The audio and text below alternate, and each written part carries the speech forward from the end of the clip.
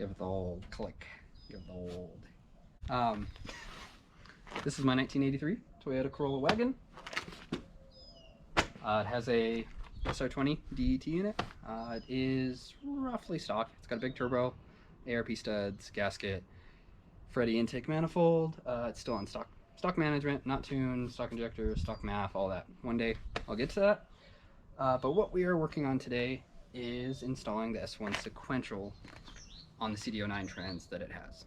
It's got a CDO9 trans. It's actually a CDO1, the early style, and it's got a MazWorks adapter bell housing. Okay. The car does have a 488 from an 01 Explorer. I did paint this myself. Did all the bodywork, painted it, and I think it came out pretty well. 10-gallon fuel cell, air motive pump, full 3-inch stainless exhaust. The car is right-hand drive converted, so it's not an original right-hand drive car. All the parts came from Malaysia. That included the dash, rack and pinion, and pedals. But that's all you really have to do to get these cars right-hand drive converted. The firewall is exactly the same, so you just drill it out, weld the old ones shut, and bam, right-hand drive. Kind of. It is 83, so it normally has square headlights, but it is converted to the older 80, 81 quad lights, which I always think look good. It is kind of overplayed, but it does look really good on the car. Intercooler is out front. Full front is tubed and removable, which makes removing the SR easy. It has a Civic small radiator, which does pretty well. Very hot summers, it's but it works. Front coilovers are Gecko coilovers that are welded on to the stock hubs, and then all the rest of the suspension is T3 Techno Toy tuning. So it does have quite a bit of angle, quite a bit of caster. It's got all the adjustment for that, and it does have rack spacers for a little bit more angle.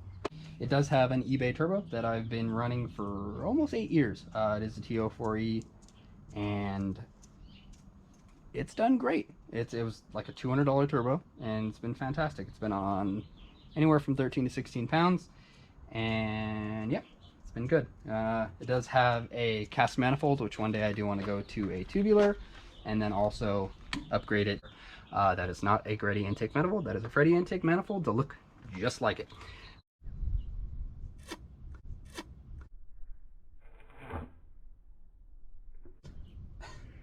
Inside, I do have a Hydro E-brake with a Willwood cylinder,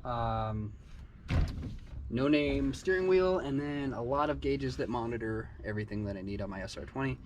One day I do want to get rid of all these 2.5 inch, 2 1/4 gauges, and get a nice display. It would really clean things up.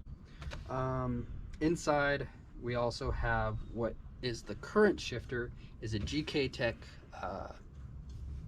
adapter shifter. So it's made for a CDO9 into a S13 240SX, and so it shortens it, and it's pretty close to about the same as the Corolla. This car did have a stock SR20 5-speed in it, and just like everyone else, third gear went bye-bye, and now I'm on a CDO9. So the GK Tech adapter, bracket, and shifter is what's on the CDO9 currently, and it is the cheapest shifter on the market. I know there is better ones. I think Serial 9 is kind of one of the upgrades.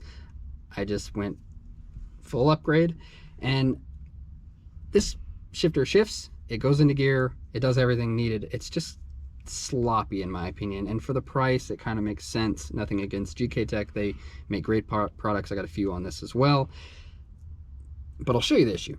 So currently we're in gear, so neutral, not even going back and forth from third, fifth, sixth, whatever, and there's already this much play. Don't like it, whatever.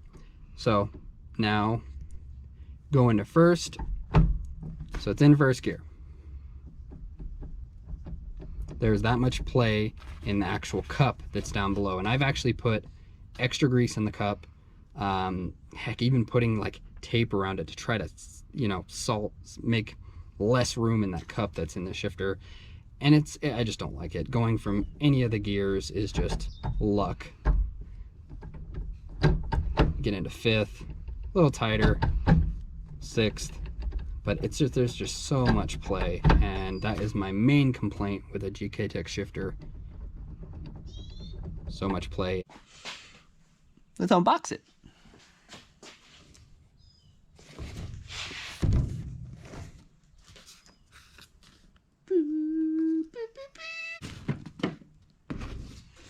All right, what do we got first? What is that?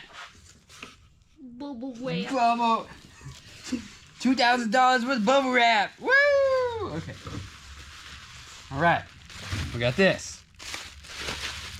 It's literally just bubble wrap. Here you go. And then this is this is the first one. Come on, come over here. Check it out.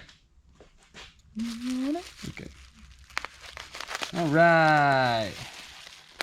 First thing is the plate that mounts it to the CD09.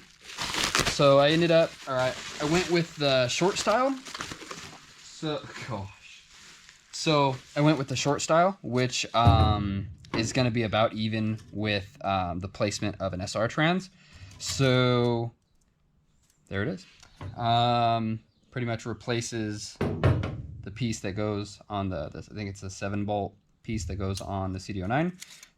Comes with a couple little spacer thingies, I think. So there it is. Very nice, machined, very pretty. It's pretty. I gotta say, this is very well packaged.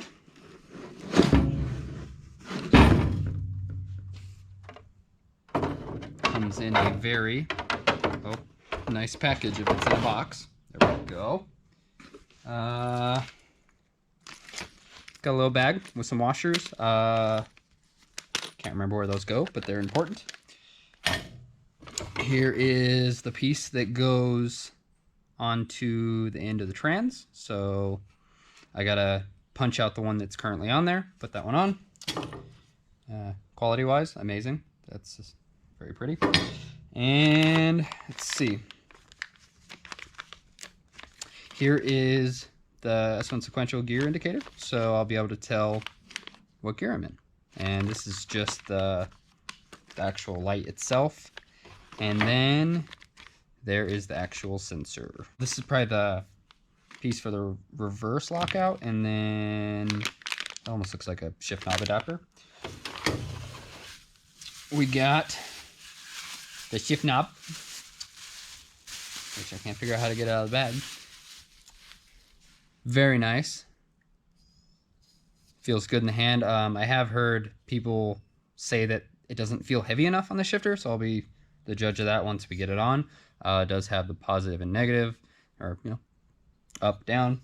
We got more little washers. Can't remember what those do right now. Oh no, what they are is they're the spacer for the shifter, so that you can correctly put up and down. That's exactly what those are.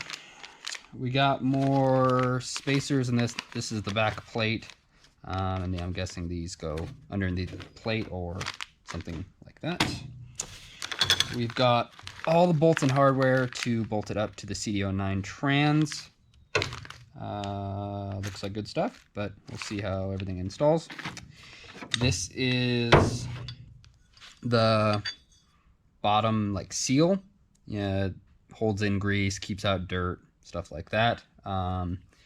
This piece, don't remember, but we'll see.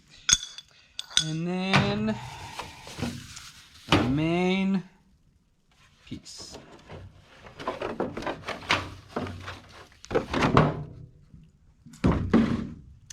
The actual S1 Sequential shifter itself. Right away, very heavy, seems sturdy, seems very good quality, as it should be. And we'll just have to see how everything installs. It is pre-greased, and all the components look nice. So I am looking forward to seeing how this installs.